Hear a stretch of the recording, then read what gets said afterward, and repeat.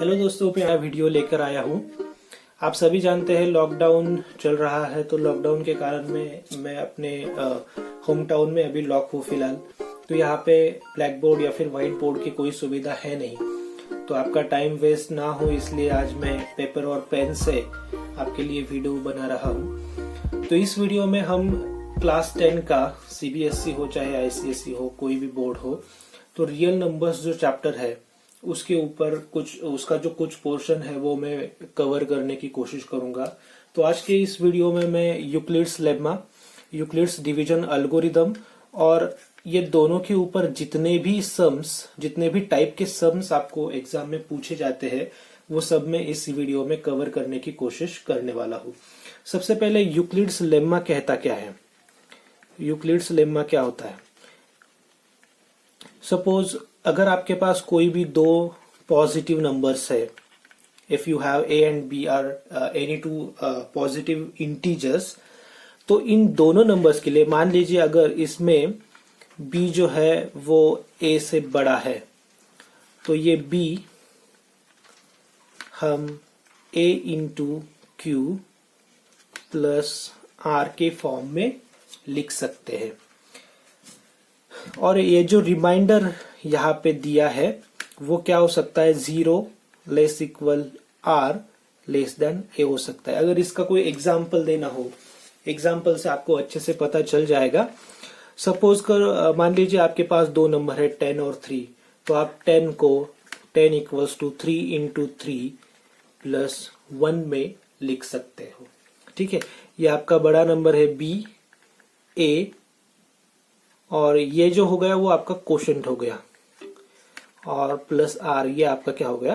Reminder हो गया। अब रिमाइंडर का ये जो कंडीशन है 0 less equal r less than a, इसका मतलब क्या है? अभी यहाँ पे रिमाइंडर 0, 1 या फिर 2 आ सकता है। अगर 3 होता तो फिर से हम 3 से उसको डिवाइड कर सकते थे।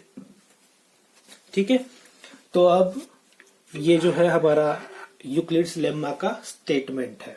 b equals to A Q plus r या फिर a equals to B Q plus r, where remainder lies between either 0 और lies between 0 and the smallest number. ठीक है, तो इसके बाद हमें देखना है यूक्लिड्स डिवीजन एल्गोरिदम।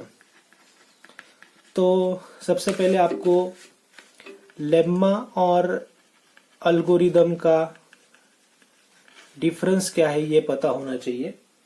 लेम्मा क्या होता है? जब हम कोई भी थ्योरम हो तो वो थ्योरम का यूज करके कोई भी प्रॉपर्टी हम प्रूव करते हैं तो वो क्या हो जाता है? लेम्मा हो जाता है। और एल्गोरिदम वो होता है किसी भी लेम्मा का यूज करके आप एक मेथड जब डेवलप करते हो किसी भी टाइप का प्रॉब्लम सॉल्व करने के लिए या उस पर्टिकुलर टाइप का प्रॉब्लम सॉल्व करने के लिए, तो उसे हम क्या कहते हैं? एल्गोरिदम कहते हैं।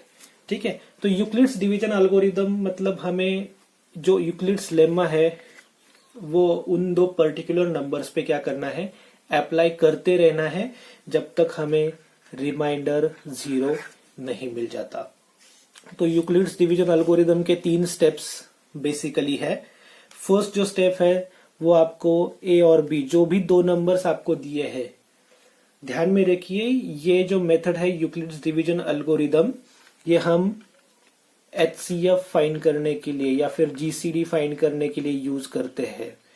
तो मान लीजिए अगर आपके पास a और b दो नंबर्स है तो आपको सबसे पहले उनके ऊपर यूक्लिड्स डिवीजन लेम्मा यूज करके उसको इस फॉर्म में कन्वर्ट करना है।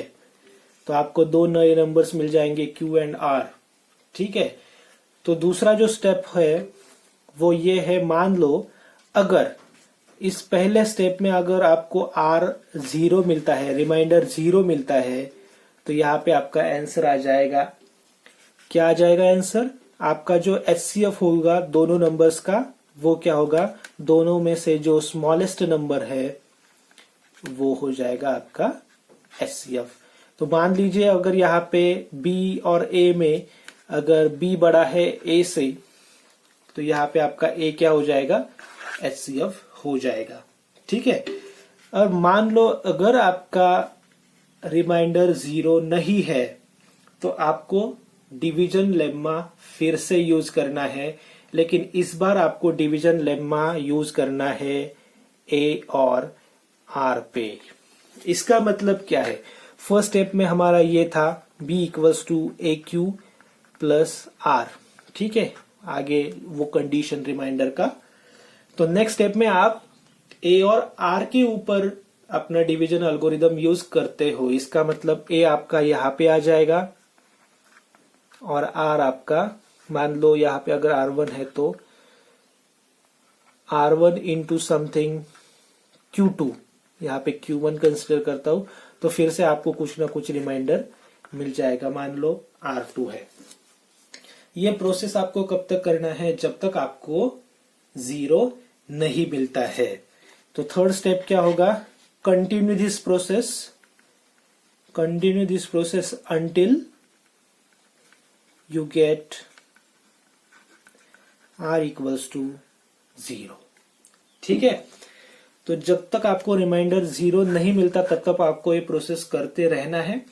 मान लो किसी स्टेप में आपको r इक्वल्स टू 0 मिल गया, तो उस स्टेप में जो भी डिवाइजर है, या फिर मान लो अगर थर्ड स्टेप में आपको r इक्वल्स टू 0 मिला है, तो सेकंड स्टेप का जो रिमाइंडर होगा, सेकंड स्टेप का रिमाइंडर, वो आपका क्या हो जाएगा?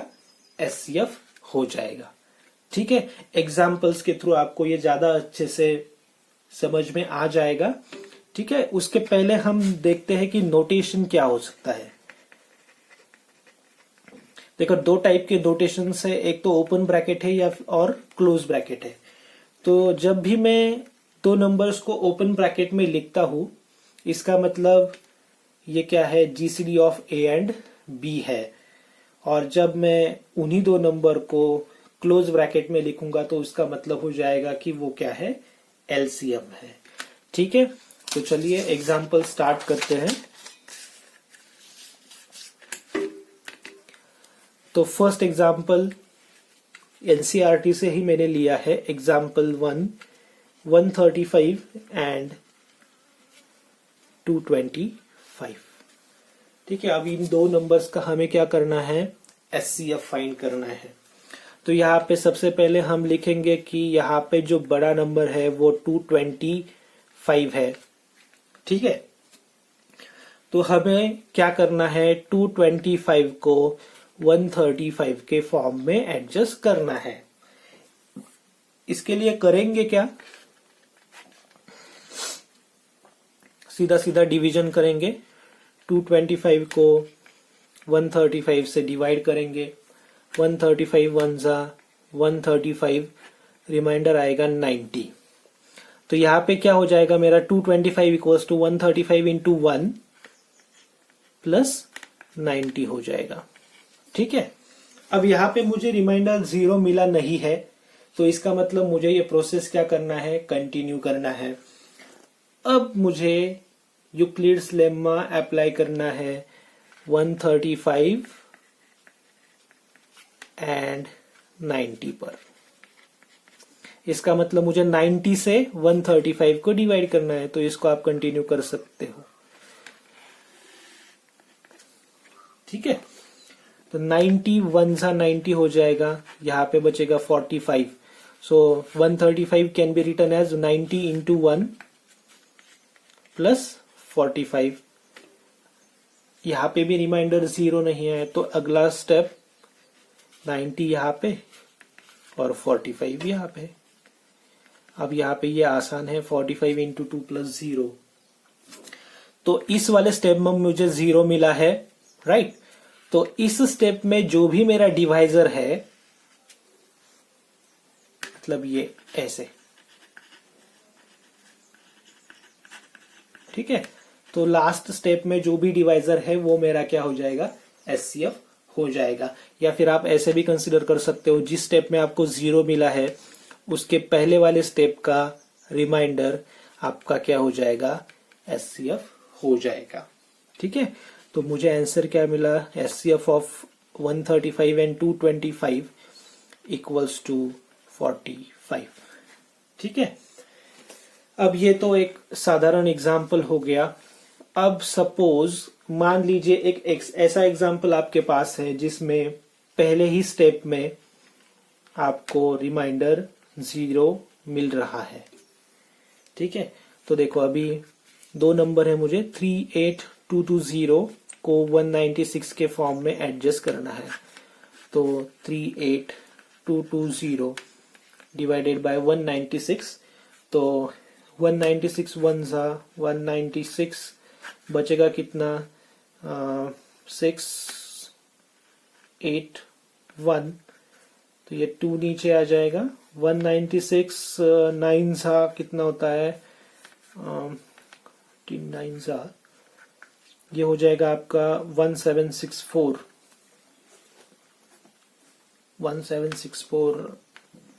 यस करेक्ट है। और यहाँ पे आपका बचेगा 98 और ये 0 नीचे आ जाएगा, तो 196 5 से आपको 980 मिलेगा।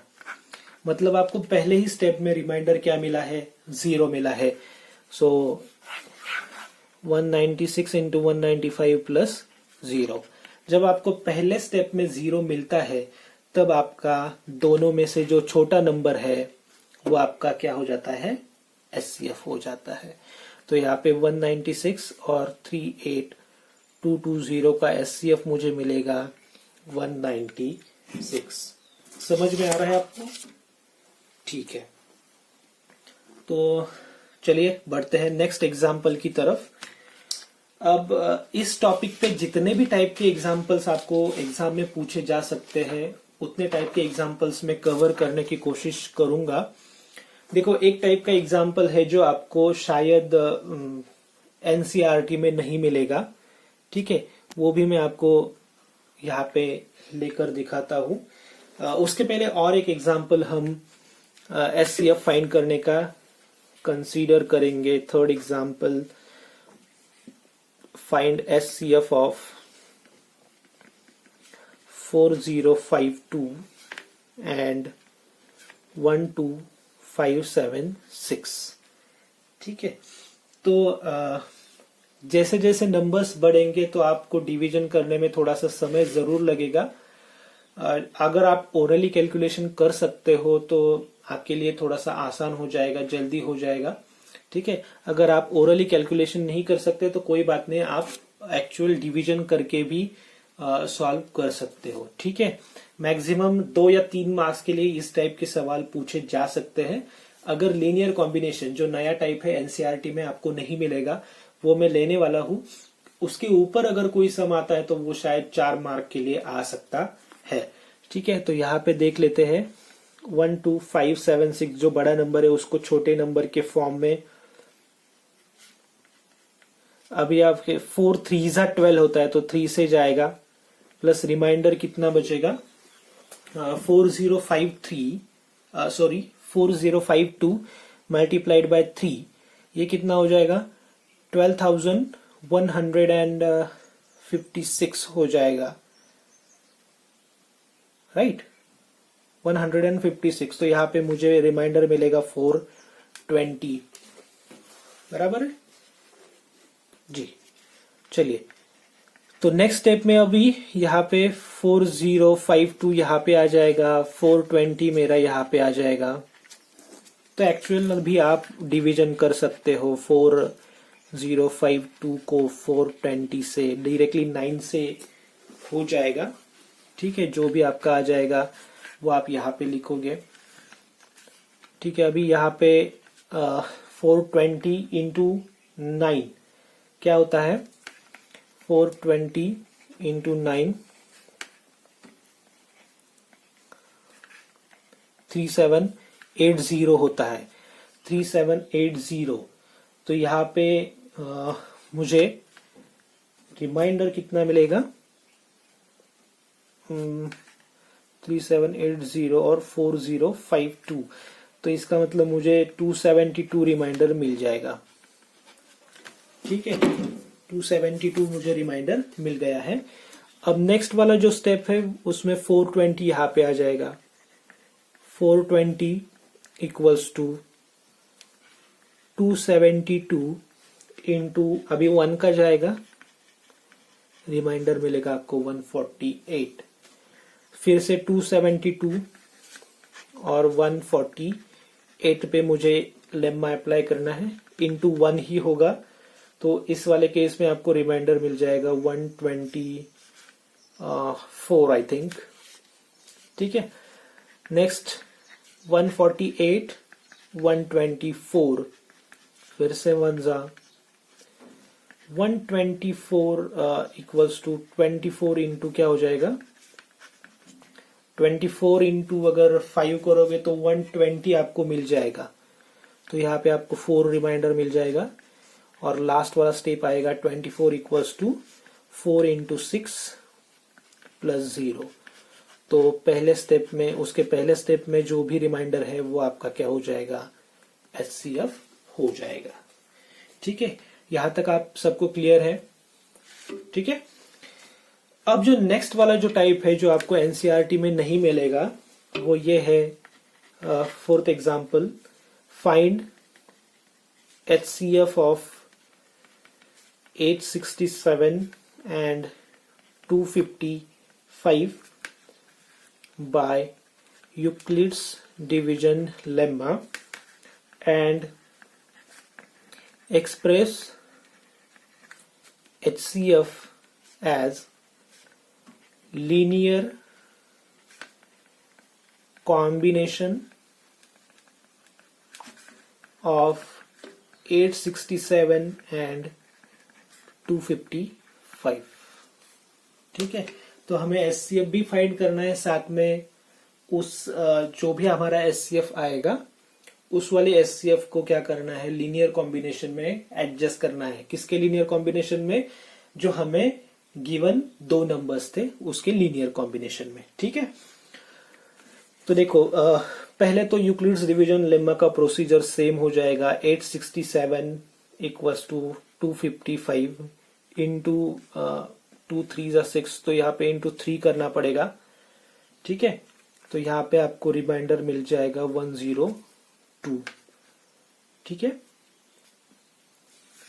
इसको आप ऐसे कर सकते हो, 867 255 3 जा 255 3 जा कितना हो जाएगा, ये हो जाएगा 765 हो जाएगा, तो यहाँ पे 102 आपको मिलेगा।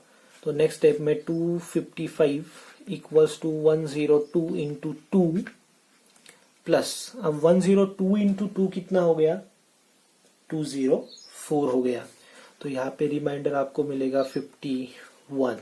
और लास्ट स्टेप इसका होगा 102 51 इंटू 2 प्लस 0, यहाँ पे रिमाइंडर 0 मिला है, इसका मतलब 51 आपका क्या है, HCF है। तो ये हमारा हो गया HCF, तो इसको हम लिखेंगे 867 255 इक्वल्स टू 51। अब यहाँ पे आपको क्या करना है, इसी HCF को, मतलब 51 को क्या करना है, जो दोनों नंबर से 867 एंड 255, इसके लीनियर कॉम्बिनेशन में हमें क्या करना है, एडजस्ट करना है। तो इस वाले एग्जाम्पल में यहाँ पे हम इक्वेशन नंबर देंगे। ठीक है, 51 तक। तो अब मुझे 51 को एडजस्ट करना है। ठीक है, तो 51 को एडजस्ट कैसे करेंगे, नीचे से ऊपर इक्वेशंस यूज करते जाएंगे। तो 51 से जब मुझे 51 को जब मुझे एडजस्ट करना है, तो इस वाले एग्जाम्पल से मुझे 51 का वैल्यू क्या मिलेगा, अगर इस वाले टर्म को मैं अगर लेफ्ट में लेता हूं तो 255 माइनस 102 इंटू 2 मिलेगा। वो जो इंटू 2 है उसको सिर्फ मैंने ब्रैकेट में लिखा है ताकि आगे जाके मुझे एडिशन या फिर सब्सट्रैक्शन अगर करना पड़े तो ज्यादा दिक्कत नहीं होगी। ध्यान रखिए, इस वाले केस में मतलब लीनियर कॉम्बिनेशन के कोई भी एग्जाम्पल में आपको ऐसे डायरेक्टली मल्टीप्लिकेशन नहीं करना है। 102 इंटू 2 204 नहीं करना है। ठीक है, क्योंकि हमें लीनियर कॉम्बिनेशन में एडजस्ट करना है, मतलब ऐसे ही कुछ ना कुछ नंबर्स हमें मिलने चाहिए। ये हमारा आ गया फ्रॉम इक्वेशन 2 से। ठीक है, अब हम यूज करेंगे इक्वेशन 1 का। ठीक है, ऊपर जाएंगे इक्वेशन 1 में किसका वैल्यू मिलेगा, 102 का वैल्यू मिलेगा, तो इसका वैल्यू मिलेगा। तो बाकी सब वैसे का वैसा रहेगा, 255 माइनस साइन भी वैसा रहेगा, सिर्फ 102 की जगह अब मैं क्या यूज करूंगा, 867 माइनस 255 इंटू ये 3, इसको मैंने फिर से ब्रैकेट में लिखा, ये हो गया 102 का वैल्यू, और ये जो 2 है वो वापस वैसे का वैसा, यहाँ पे रीजन आएगा फ्रॉम इक्वेशन नंबर 1। ठीक है, तो अब यहाँ पे देखिए आगे क्या करना है, अब हमें उसको मल्टीप्लाई करके लेना है। ठीक है, तो यहाँ पे 51 का वैल्यू क्या मिलेगा मुझे, 255, वो एज इट इज आएगा। अब यहाँ पे कोई मल्टीप्लाई नहीं है तो यहाँ पे मैं 1 लिखूंगा।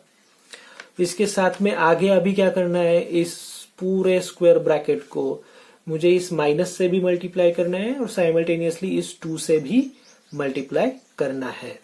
ठीक है, तो ये आ जाएगा मुझे -867 और ये 2 से भी मल्टीप्लाई किया 2। ठीक है, माइनस इंटू माइनस यहाँ पे मुझे प्लस मिल जाएगा 255 और साइमल्टेनियसली इस 2 से भी मल्टीप्लाई करना है, इस 2 से मल्टीप्लाई करना है तो 255 को नहीं करेंगे, मल्टीप्लाई करेंगे 3 को, तो यहाँ पे मुझे 3 2 कितना मिल जाएगा, 6 मिल जाएगा। ठीक है, तो देखो अब यहाँ पे मुझे 2 सिमिलर टर्म्स नजर आते हैं, 255 इंटू 1, 255 इंटू 6, तो यहाँ पे बीच में एडिशन है तो दोनों का एडिशन करेंगे, 255 वैसे का वैसा आएगा और ब्रैकेट में मुझे मिलेगा 1 + 6 7, और यहाँ पे 867, अब यहाँ पे माइनस है तो मैं उसको प्लस करके लेता हूं 867, और ये जो माइनस साइन है वो मैं ब्रैकेट में दे दूंगा। समझ में आया सबको?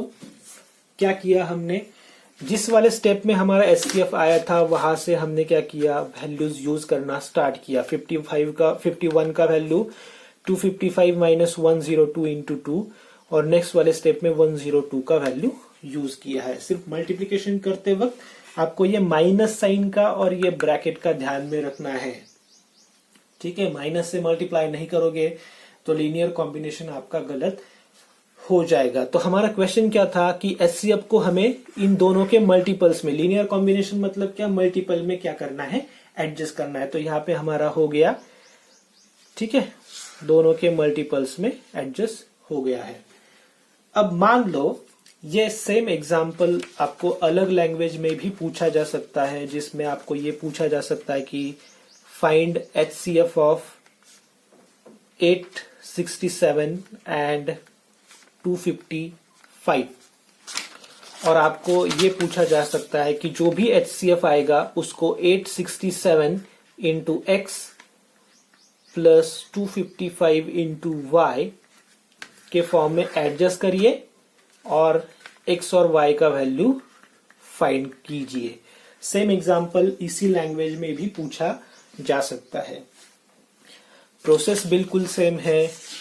867 into x plus 255 into y, मतलब आपको क्या करना है, लीनियर कॉम्बिनेशन ही करना है। ठीक है, तो लीनियर कॉम्बिनेशन करना है मतलब ये सेम प्रोसेस आप पूरा फॉलो करोगे यहां तक। अब यहाँ पे क्या करना है, देखो यहाँ पर आने के बाद आपको इस वाले फॉर्म में इसको लिख के लेना है। 51 को कैसे लिखोगे, 51 इक्वल्स टू, पहले 867 है तो 867 ब्रैकेट में -2 और 255 और ब्रैकेट में आएगा 7।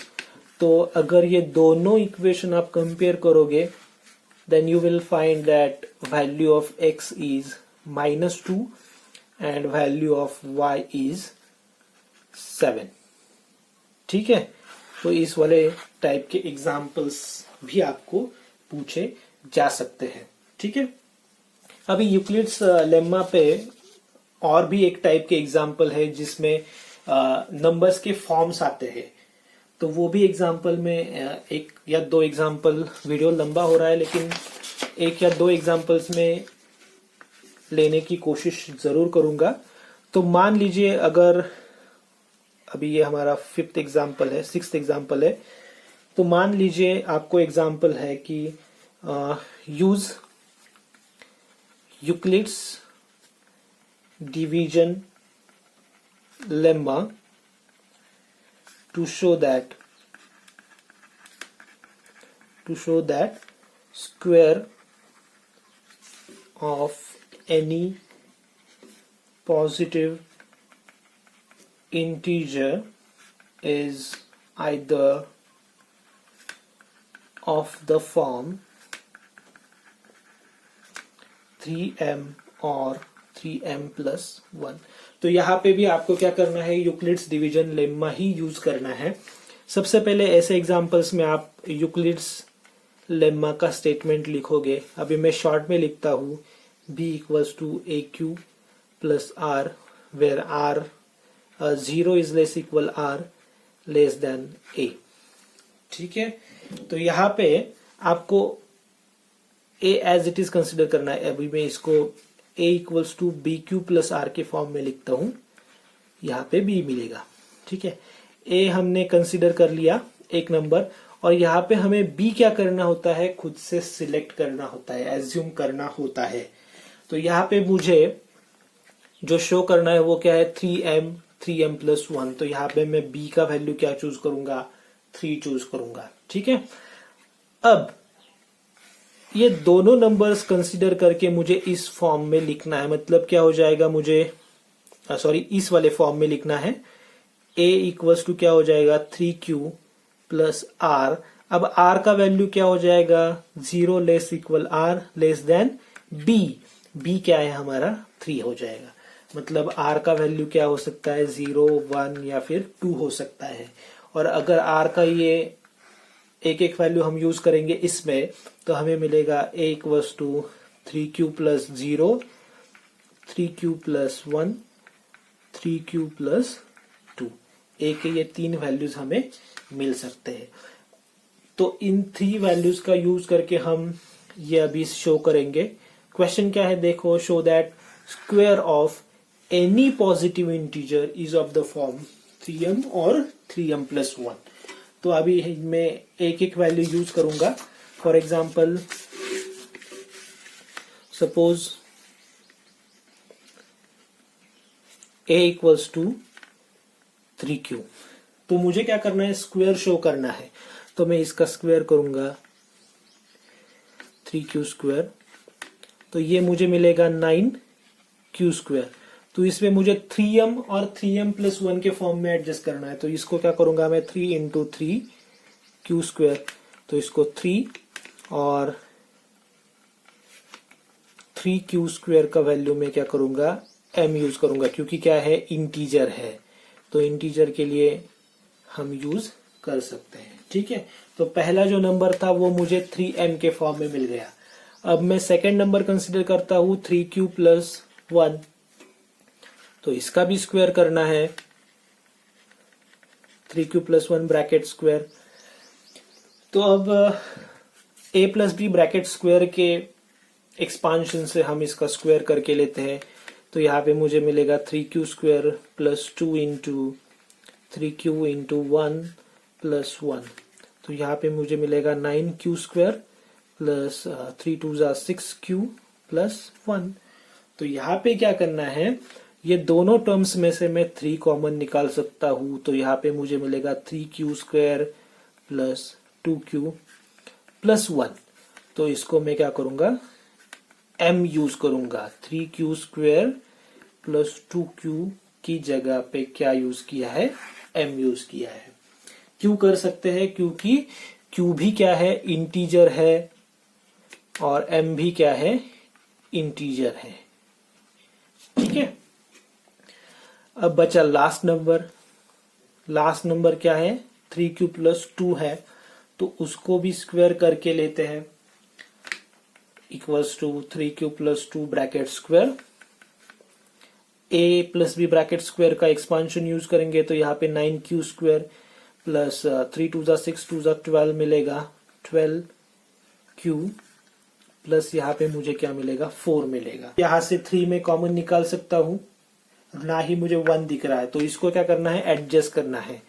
9q² plus 12q plus 3 plus 1। अब ये जो 3 टर्म्स है उसमें से 3 कॉमन ले लीजिए। 3q² plus 4q plus 1 plus 1। अब मुझे क्या करना है, इस ब्रैकेट की जगह पे क्या यूज करना है, m यूज करना है। रीजन सेम, ऐसे रीजन आएगा। इस ब्रैकेट का वैल्यू अब क्या यूज किया है, m यूज किया है। ठीक है, तो ये तीनों टाइप्स के नंबर मेरे पास थे। उनमें से मुझे क्या पता चला, from all the cases we can say that square of any positive integer is of the form 3m, 3m plus 1 और 3m प्लस 1, मतलब 3m और 3m प्लस 1 है। ठीक है, यहाँ तक सबको समझ में आ रहा है। ठीक है, और एक एग्जांपल में शॉर्टली एक्सप्लेन करना चाहूंगा, टाइम लिमिट है। तो देखो, अगर आपको अभी ये पूछा गया है कि cube of any number, any integer is of the form 9m, 9m plus 1, 9m plus 8। तो लास्ट एग्जांपल में 3m और 3m प्लस 1 था, तो हमने b का वैल्यू क्यों चूज किया था 3। अब यहाँ पे अगर आप b का वैल्यू 9 चूज करोगे तो आपका एग्जांपल बहुत ही लेंदी हो जाएगा, क्योंकि आपके r के वैल्यूज आपको 0 से लेके 8 तक मिलेंगे। तो आपको टोटल 9 नंबर्स मिलेंगे, 9 स्टेप्स करने पड़ेंगे। इसकी कोई जरूरत नहीं है। आप जानते हैं कि जो 9 है वो क्या है, 3 का मल्टीपल है। तो इस वाले एग्जांपल में भी b का वैल्यू क्या चूज करेंगे, 3 चूज करेंगे। तो a का वैल्यू मिलेगा 3q प्लस r, r का वैल्यू 0, 1, 2। तो a फिर से मिलेगा 3q, 3q plus 1, 3q plus 2। अब यहाँ पे क्या करना है, क्यूब करना है। तो एक एक नंबर में कंसिडर करूंगा। तो एक क्यूब मुझे मिलेगा 3q क्यूब, तो इसको 27q क्यूब। ठीक है, अब ये कौन से फॉर्म में एडजस्ट हो सकता है, ये फॉर्म में एडजस्ट हो सकता है। तो इसको क्या करूंगा मैं, 9 इंटू 3q क्यूब, तो 9 इंटू क्या करूंगा m किसकी जगह पे यूज किया है, 3q क्यूब की जगह पे।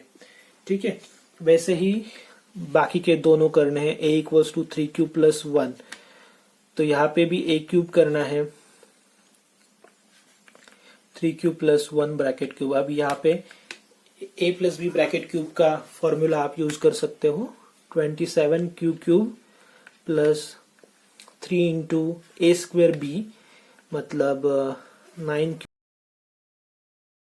a b square plus a cube.